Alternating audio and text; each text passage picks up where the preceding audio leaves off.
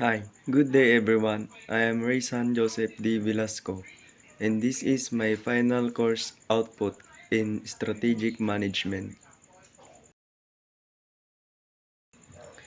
The case is in San Isidro Retail Corporation, Margins, Mandates, and Market Power.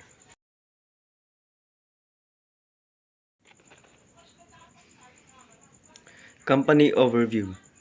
Company Overview is founded in 2014.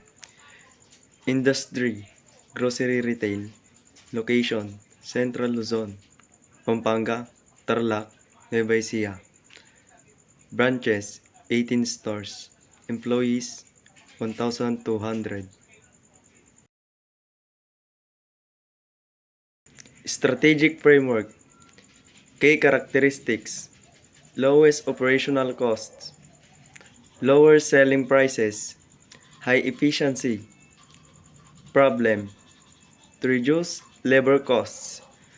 The company heavily used outsourcing and contractual workers. Result. 65% of workers hired through manpower agencies. 5-month rotating contracts.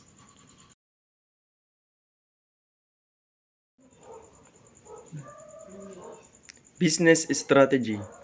Cost leadership strategy. Goal. Offer 3 to 5% lower prices than national chains. Methods. Tight cost control.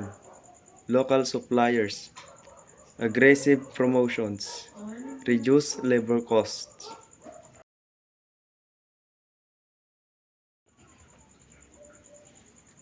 Major issue. SIRC shifted to outsourcing workers.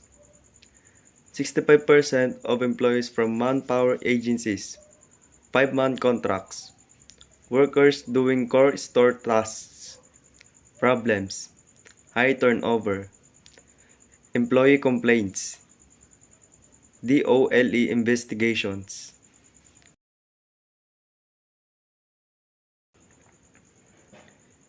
Key strategic problems. Labor compliance risks. Possible violation of labor laws. Operational problems. High turnover. Increased training costs. Reputational risks. Negative publicity on social media. Key strategic problems. Labor compliance risks. Possible violation of labor laws.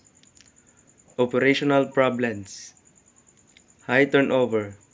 Increased training costs. Reputational risks.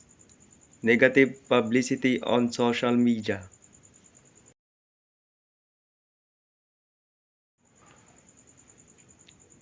SWOT analysis. Strengths. Low prices.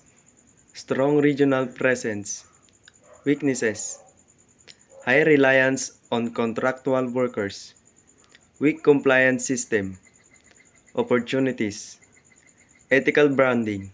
Improved customer service. Threats. DOLE penalties. Strong competition.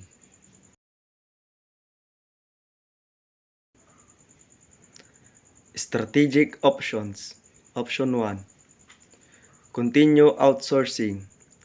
Lower costs but high legal risks. Option 2. Full regularization. Legal compliance but higher expenses. Option 3. Strategic realignment. Best option.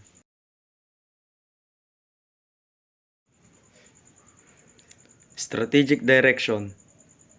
Shift from pure cost leadership to a hybrid strategy. Focus on fair labor practices, service quality, operational efficiency, community trusts.